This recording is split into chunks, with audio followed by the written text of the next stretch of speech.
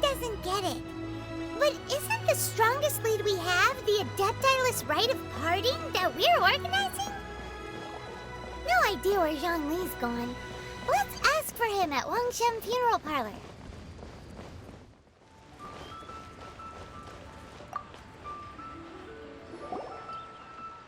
Is there anything I can do for you two? I'm afraid that Wangshen Funeral Parlor isn't in the best state to receive guests. We've come to see Zhongli. Could you please tell him we're here? Unfortunately, Zhongli isn't here at the moment. It seems he went to Northland Bank. Doesn't the Northland Bank belong to the Fatui? Last time we saw Zhongli was before we went to the Golden House. Do you think he doesn't know about the attack on Liyue? Visiting the Fatui at a time like this could only mean more trouble. We had better go and make sure that everything is okay.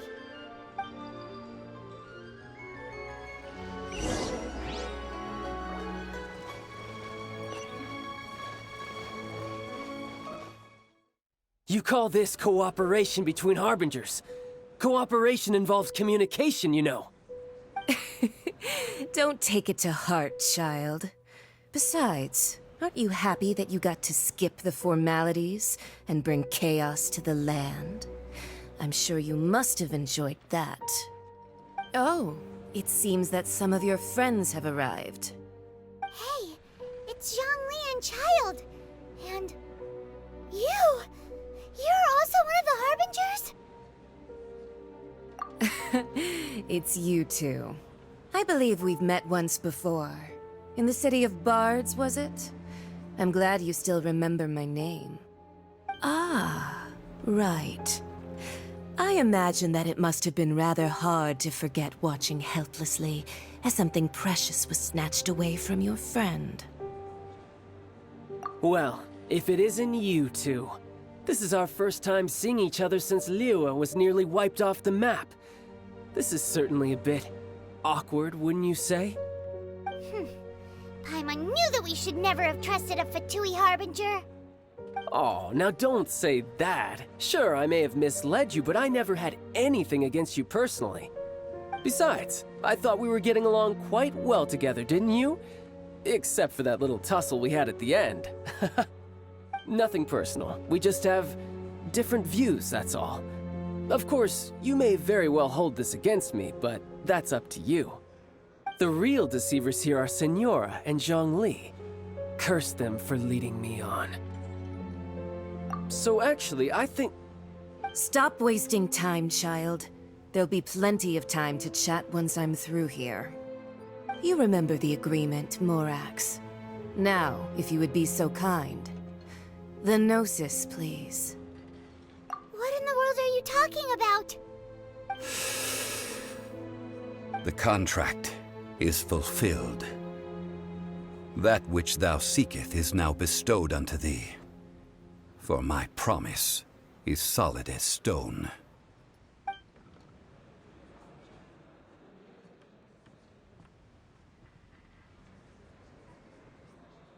How sanctimonious. What? So you're the Lord of Xiao? No, wait! That's an exciting twist and all, but why give the Gnosis to the Fatui? I do not give it for free. I give it as agreed upon in the contract. For it is a matter solely between the Tsaritsa and I. Yeah, you don't think you went a little bit too far with that whole fake death thing? Everyone was preparing the ceremony for you, and splat! This big dragon falls out of the sky, and all of Liyue goes into an uproar.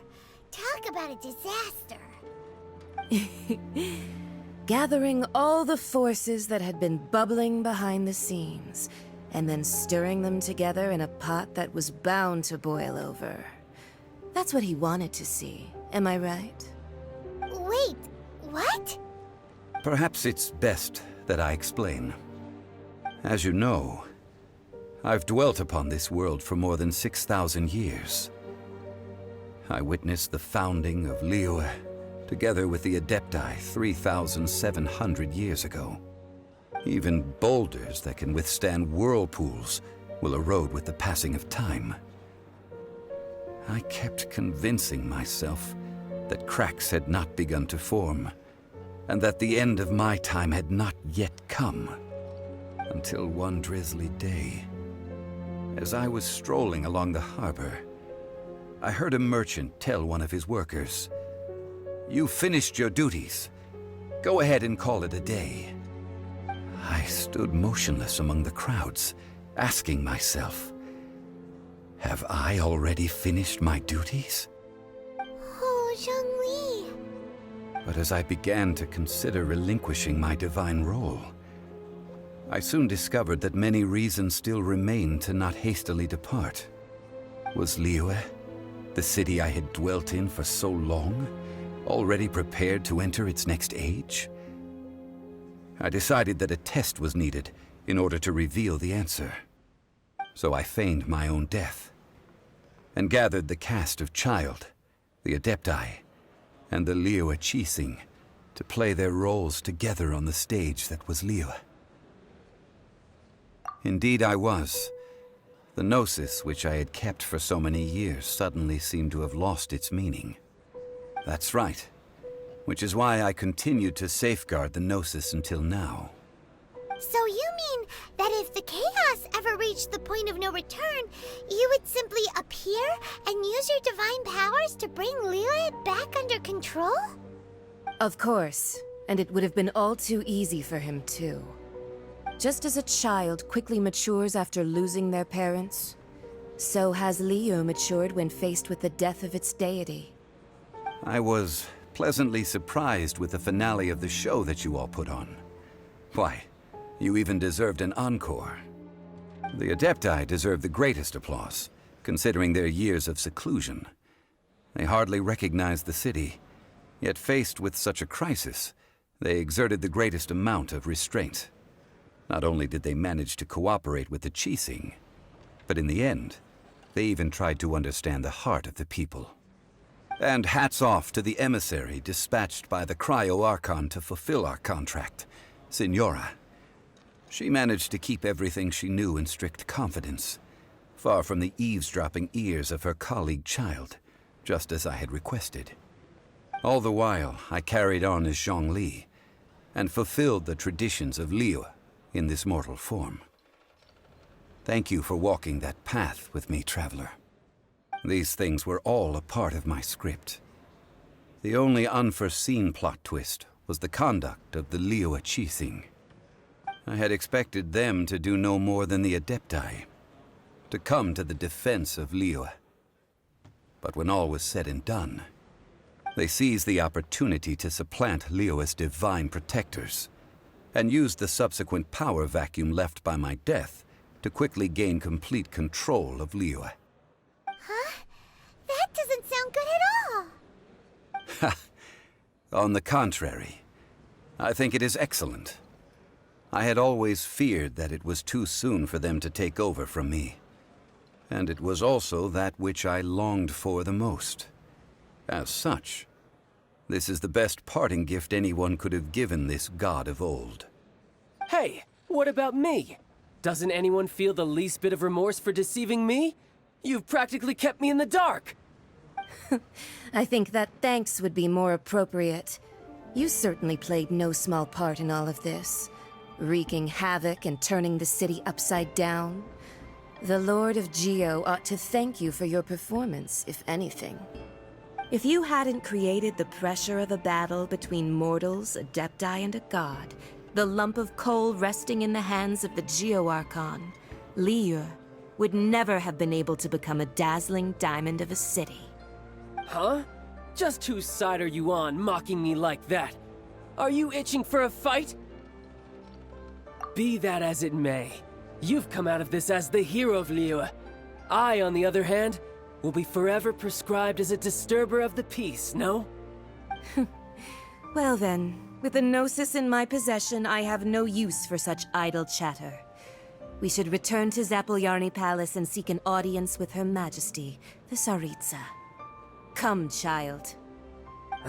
Fine. I'll meet you there later. I'm not sharing a boat with the likes of you.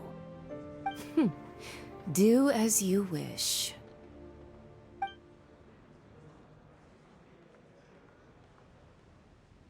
Now then, is there anything else you wish to ask me? Right! As Zhongli always told us, a good trade is a fair trade. Paimon has no idea what could be a good trade for a Gnosis. Realistically speaking, there is no such thing. Huh? However, I am the god of contracts. For thousands of years, I have made countless contracts. If the deal was of no benefit, then I certainly would not be inclined to agree to it. My agreement with the Cryo-Archon will be the last of my contracts as the Geo-Archon. My contract to end all contracts. As for the bargaining chip that the Tsaritsa used to balance the scales, uncover that answer for yourself in your future journeys.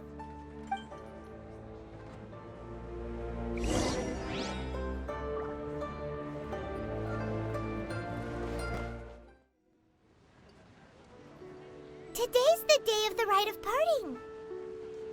Although the star of the show is fake, we've spent so much time trying to organize it, it would be a real shame not to go there now.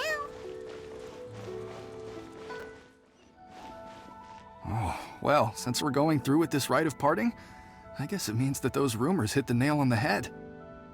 So Rex Lapis is really... But they didn't catch the culprit, did they?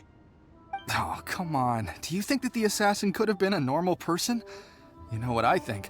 I don't think any of the gossip on the streets you hear from those shady types is worth anything. There's only one real possibility in my mind. I've heard that the assassin was that Fatui fellow. Youngish, pretty high in rank.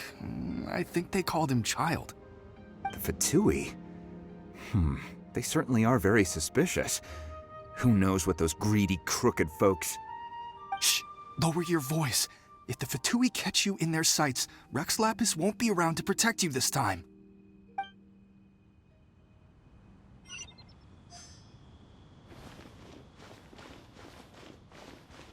You know that god from the ocean couldn't have just shown up out of nowhere. I mean, it's been 2,000 years since Rex Lapis subdued it. Yes, and to think that this happened right on the heels of the incident with Rex Lapis, too. Say, do you think the person who assassinated our lord and released that evil god might have been one and the same? Now that you mention it, that's very possible. Yes, it's very possible indeed. I mean, it all fits together. That person must have colluded with the evil god to harm Rex Lapis. Oh, that wicked, black-hearted scoundrel. Still, what sort of supernatural prowess must this person possess to be able to do such things? I have never heard of such a person in all my years. Ah, forget it. Guessing's no use to us. Look, the Millilith over there looks like he's about to make an announcement. Let's hear what the Ministry of Civil Affairs has to say first.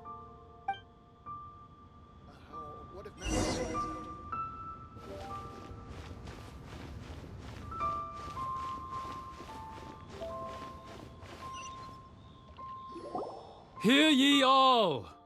The Qixing's words. Though a dragon soars ageless as the mountains, it too must return to dust. This is common knowledge.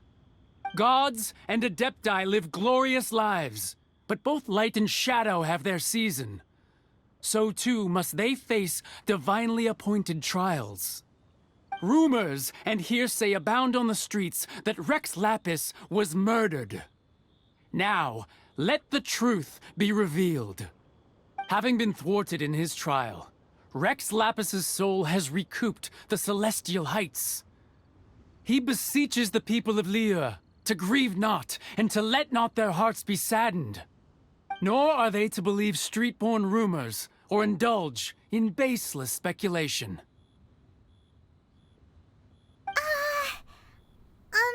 Paimon needs a translation translation on what the Qixing's announcement said.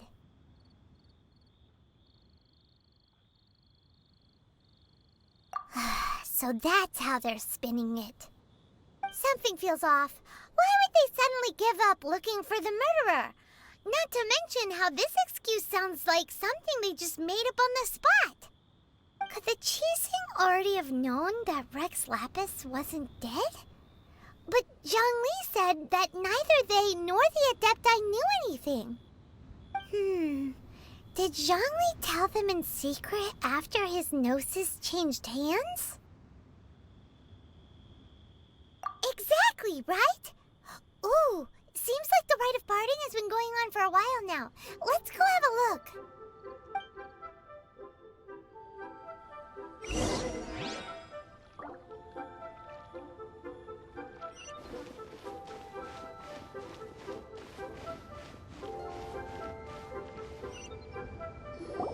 Look, it's Ningguang and Keqing. Are they saying something? Are their speeches over?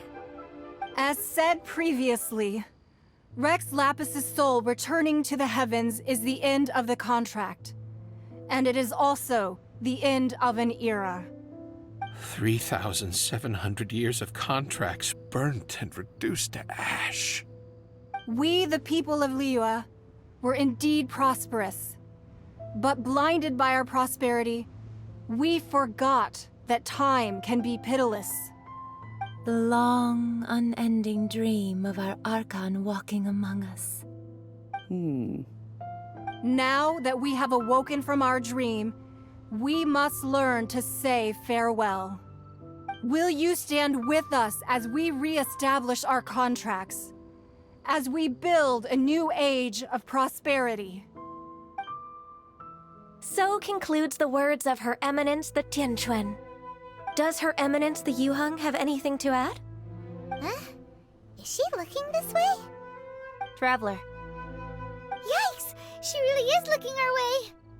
Is that the traveler who they say defeated the ancient god? So young.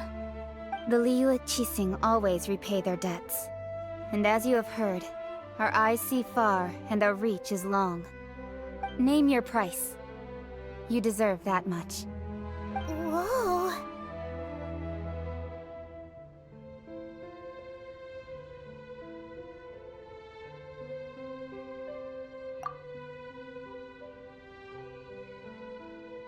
Well, could you help me put up some missing person posters?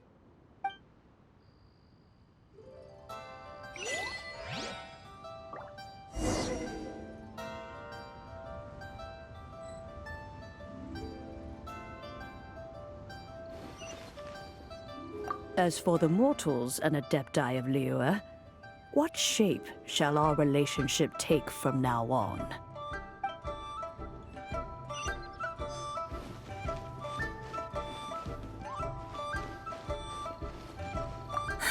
And to think I'd put my best perfume on before coming here, thinking you'd like it. But it seems as if those perfumes really were meant to be offered to Rex Lapis. Well, that's fine. Suffer no rivals in love, they say. And that's 3 gone in 1 stroke.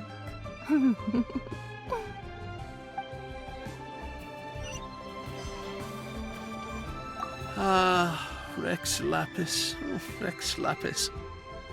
Now that I think about it, if everyone's of the same mind as me, perhaps mementos for Rex Lapis might be the best short-term business opportunity.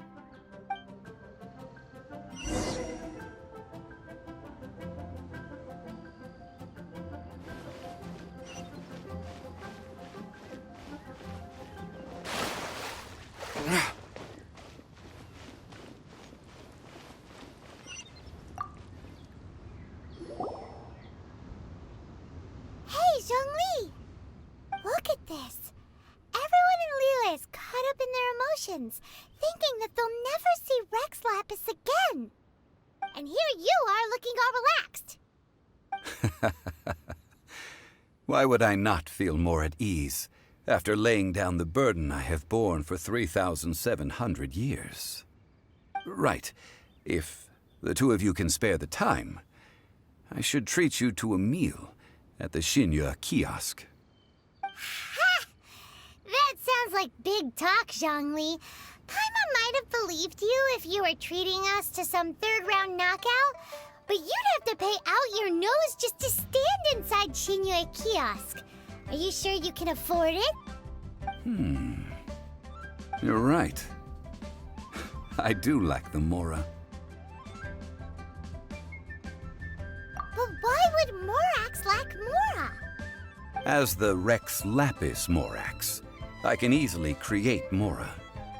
But since I have chosen to walk this earth as the mortal Zhongli, I should abide by the same rules that mortals do. When I was journeying with you, though I still had the Gnosis in hand, I knew that I must soon retire from my role as an Archon, so I had to rehearse a little for my new life. Oh, no wonder! Paimon gets it now. You didn't look at the price tags when we were spending because you've never had to. But since you weren't used to not being able to just make more mora as and when you wanted to, you had to try becoming a parasite to society who lives off of other people's credit. Well, we were only spending Fatui money. You don't have to say it like that. In the City of Commerce, we do not merely exchange money or goods. We also exchange knowledge, memories, and foresight, as well as positions, roles, and lives. The Archon Morax could never experience life as the true mortal Zhongli could, no matter how many times he descended to be with his people. I must thank you for that.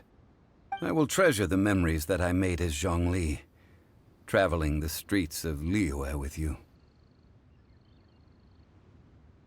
That is true. But there is no journey that does not end. No meetings without partings. Paimon thinks that we should make a move and continue our search for the Seven. I fear that continuing your journey may be difficult. The nation that neighbors Liyue by sea, Inazuma, is presently closed. Yes, the nation has been closed by order of its deity, the Electro-Archon Ball. And just as the people of Liyue preferred to call me Rex Lapis, she too goes by another name among locals in Inazuma. Paimon thinks we've heard that one before. Raiden? That is the case. And since Raiden is also the Shogun of the Inazuma Bakufu, people call her the Raiden Shogun. That said, though people at the wharf were saying that the situation in Inazuma is very tense, Paimon doesn't remember that always being the case. It wasn't that bad last year. Zhongli, since you're Rex Lapis, shouldn't you know something about what's happening there? Just how did Inazuma become a closed nation? It's because of visions. Visions? When faced with circumstances beyond their control, humans often bemoan their lack of power. But if a person shows true strength of will at a desperate and fateful moment in their life, the gods will look upon them with favor. This is what visions are. Magical foci bestowed upon those who have been acknowledged by the gods. Uh-huh. That's how people in Teyvat see it. But starting from last year, the Raiden Shogun began promulgating the Vision Hunt Decree. Vision Hunt Decree? Yes. It was an order to seize all visions within Inazuma's borders, and to inlay them upon the hands of a statue of the 1,000-armed, 100-eyed god. They want to seize visions. But why? Aren't visions blessings from the gods?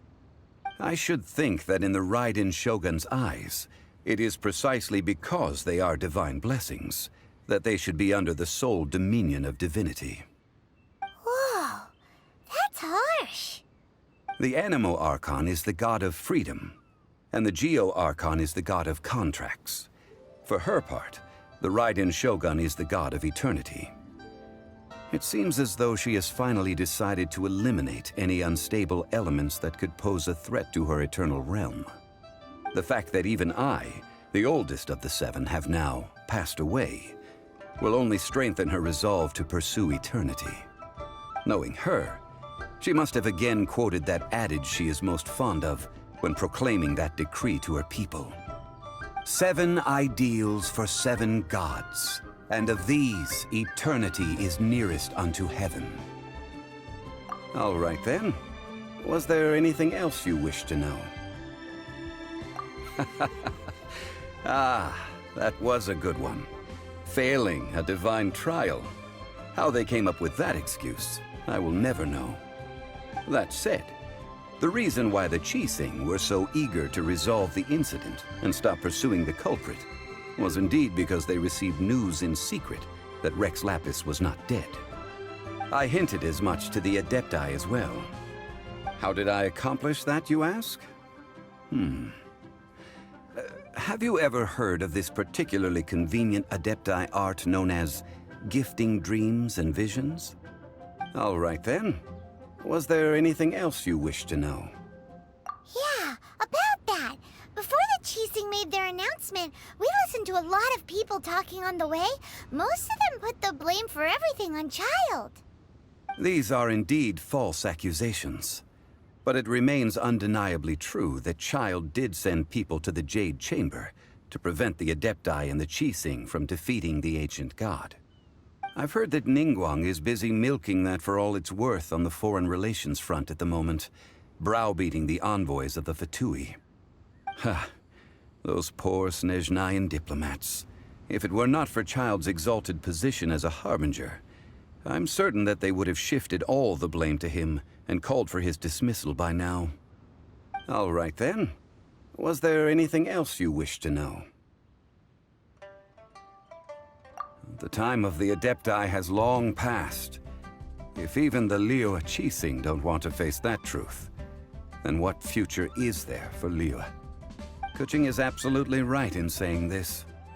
Now, though I did laud Ningguang's desire for power, believing this to be a good thing, and thought as a matter of course that she must have been behind the Qixing's plan to take governing power over Liyue from the hands of the gods and Adepti, could the original person who brought up the idea of seizing power have been... All right then. Was there anything else you wish to know? That's right. Zhongli, now that you don't have your gnosis, what's going to happen to all the Mora in Teyvat? Since Morax is dead, are they all just gonna disappear? Also, isn't the Golden House the only mint in the entire continent? Will it even continue to work? The Mora present now will not vanish. But the Golden House will indeed have to cease operations for a lengthy period of time, since creating Mora requires the use of the Geo-Archon's power. This is terrible! We're all about to run out of Mora! The world is coming to an end! Yes, this is indeed a major issue from a financial standpoint. Well, I suppose we'll just leave such troublesome matters to the Liyue Qixing to debate. Then, did you at least set some private funds aside for yourself? Oh, a private fund. This does seem like a good, logical, common-sense idea. It's a shame. What's a shame? It's a shame that I didn't think of it at the time. All right then. Was there anything else you wish to know? Well then, I suppose you'll have to find a way to get inside this closed nation. Have patience. I suspect that some serendipity must first come into play.